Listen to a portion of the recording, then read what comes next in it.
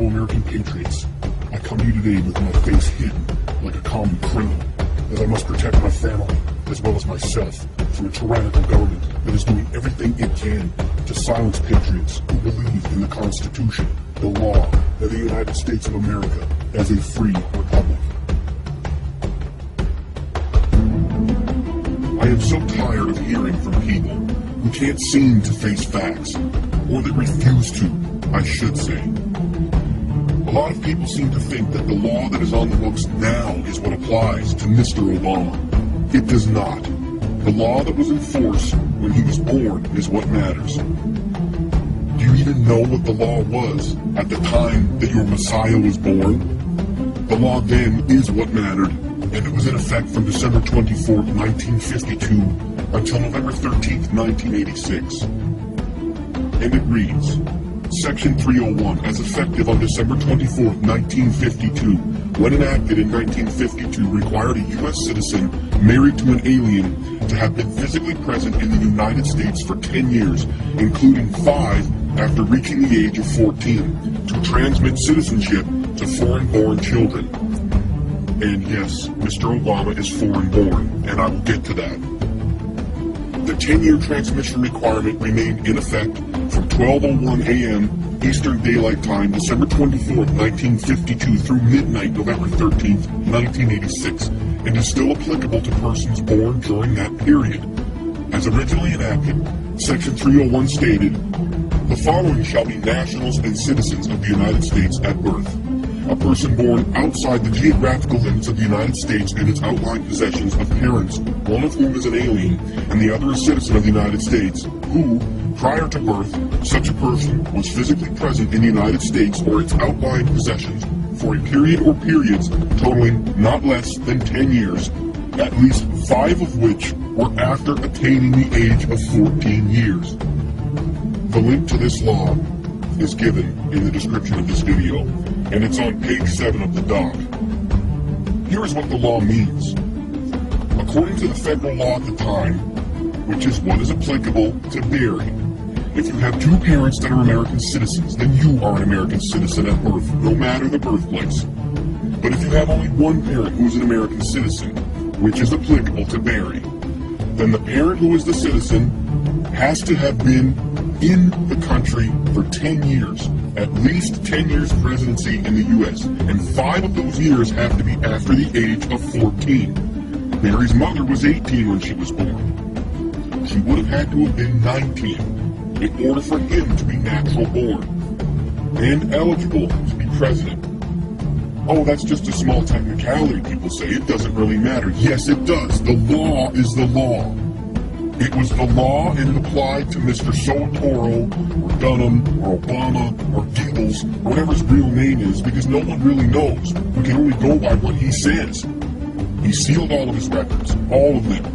I wonder why he does not want anyone to see his college records. Could it be that he went to school as a foreign student here? Could it? Do you think? He's a fraud, plain and simple. My source for a fictional or non-existent law that many liberals have messaged, commented, and spewed out of their mouths with their talking point brains too smoked up on medical weed to actually research anything, and they state if one parent is a U.S. citizen, then the child is a U.S. citizen, end of story. No, it isn't. Obama was born in Kenya.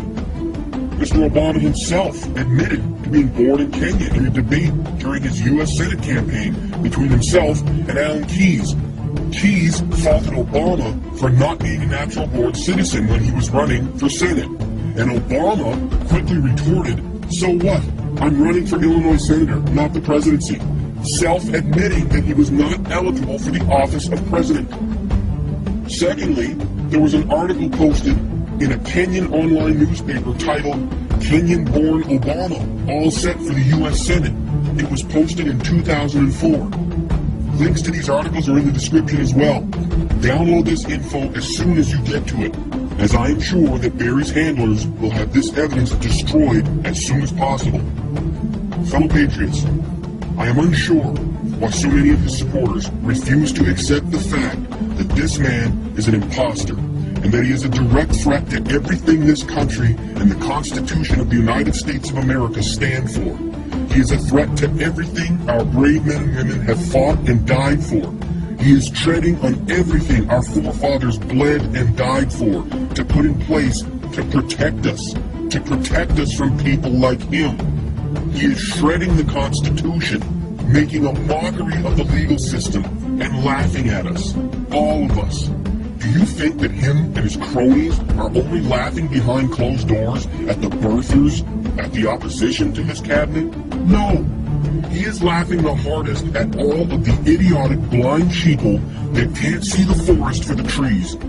People have been convicted of murder and sentenced to death with less evidence than is screaming out against this fraud. My stomach gets tight, my fists clench every time I see his face or hear his voice, because I know that every time I see him and every time I hear him, I am witnessing one of the greatest criminal acts ever committed against our Constitution. Where are all the self-proclaimed democratic constitutionalists? Where are you? You sure screamed from the rooftops against all of the broken laws and violations to the U.S. Constitution when GW was in power, when Bush 1 was in power, when Reagan was there. Where are you now? People, Democrat, Republican, Independent, we need to get past our political views long enough to expose this fraud. Sure, we can go back to debating our political ideologies afterward. I'm a conservative, independent. You're a Democrat. He's a Republican. She's this. They're that. Fine. We can still have those debates and disputes. But think about it. If we show what his true colors are, if we show the true Obama, there will most likely be another election. You can come out strong and vote in another liberal, get another Democratic president, one that is legal. I have no problem with the democratic process of voting, the Electoral College, and if a Democratic president gets in the seat who's eligible to sit in the White House, then that's the way it is. That's what the people wanted. When the people seem to want a usurper, a fraud, an imposter, I have a problem with that. We are witnessing such horrific acts against the Constitution, and more importantly, against us, the American people. Stop. Stop looking the other way. The evidence is there. You just need to look. If enough of us scream out, not 400,000, not 500,000, how about 200, 300 million of us? Then they have to listen. They can't turn a blind eye anymore. We need to remove him from office. This is not treason. This is not something that can be construed as a terrorist act. The man is not eligible to hold that seat, and he admitted it with his own mouth. What more do you people need? We can have video of him being born in Mombasa, Kenya, and you would still argue that he's eligible to hold the seat. You need to look at the facts.